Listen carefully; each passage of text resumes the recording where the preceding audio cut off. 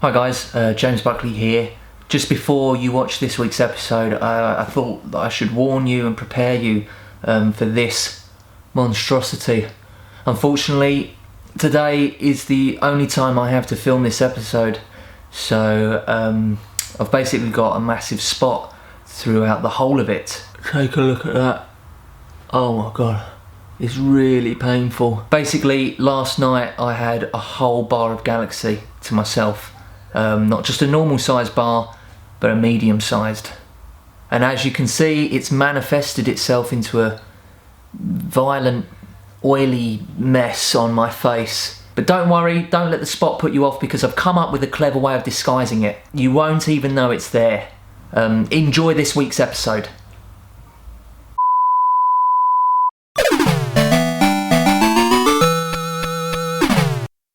Hi guys, and welcome to Completed It Mate. This week I am looking at No Man's Sky, the procedurally generated survival sandbox from Hello Games. It's available on PlayStation 4 and PC. No Man's Sky made waves back in 2014, I think it was, when it was announced at the E3 convention. The trailer promised action-packed space battles, a near infinite number of exotic planets to explore, all of which being populated by giant, awe-inspiring creatures and mysterious alien ruins. Simply flying your spaceship straight up allows you to leave your planet's atmosphere and lets you go on to explore the infinite galaxy. No loading, no levels. You could actually leave the planet and fly into outer space. No one had ever seen something like this in a game before, and naturally people were excited. A few years have passed since that trailer was shown, and now the game is here. So, does No Man's Sky deliver on those promises? Yes! And no. The game starts you off on a randomly chosen planet. Your spaceship is in need of repair, and you're quickly tasked with getting things up and running. Once you've mined and collected everything you need, it is time to jam. Space Jam. I love that film. I haven't seen it for years. I need to watch that film this weekend. Early on, you're constrained to only the planets in your solar system. But a few upgrades later, you are free to explore the universe. You can warp to any of the trillions of star systems, providing you have the resources.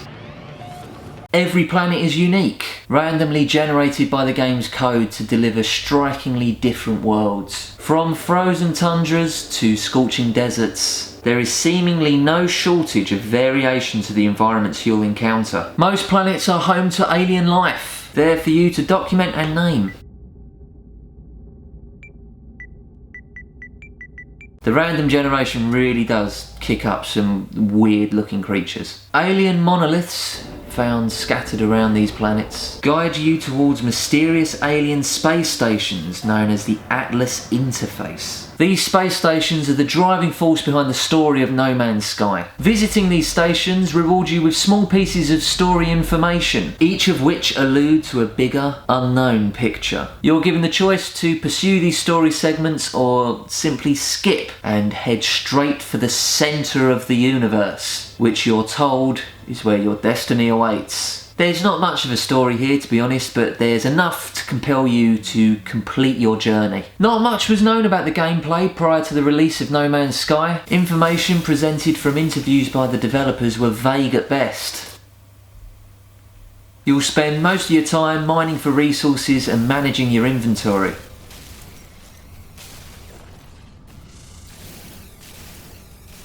Your three main concerns being your spacesuit, your mining tool, and your spaceship. Your suit is there to protect you from the extreme environments. Your mining tool is used to collect resources and to defend yourself from alien creatures or planetary defences. And your spaceship is there to get you around.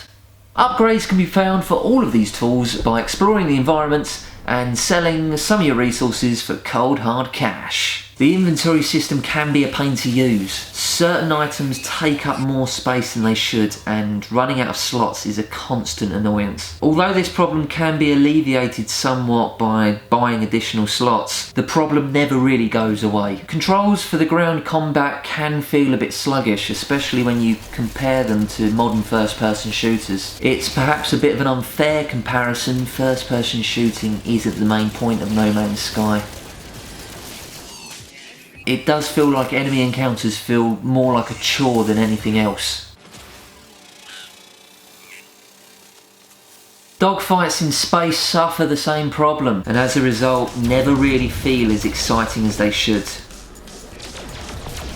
But it's worth remembering that Hello Games is a small, independent British company that has around 20 people working for it. To put that into perspective, most AAA games have teams of well over 100. When playing, it's hard not to think that maybe a bigger budget, a larger development team, all those things could have really helped this game, but that's the story of life. That's not to say that Hello Games have done a bad job. The size and scope of the game is truly impressive, and a special mention has to go out to how great the retro space art style is. The many worlds are almost worth exploring for their beauty alone.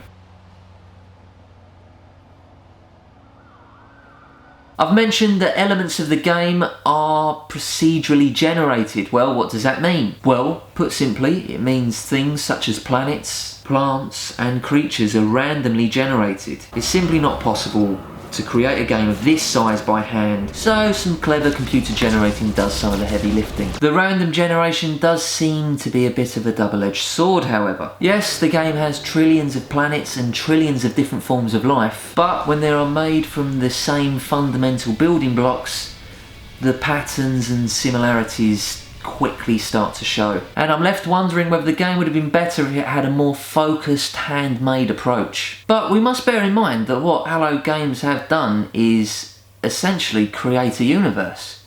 And they've sort of philosophically blurred things for me, because what they've created is a self-sustainable universe that thinks for itself, that controls itself. What I'm saying is, are Hello Games gods? And in a similar way to the universe that we live in, I assume that those patterns and fundamental building blocks are also appropriate here. So if we did have the technology to go and warp to anywhere we wanted in the universe, I'm guessing that we'd probably see a lot of similar things as well, that there would be a lot of similarities chucked up.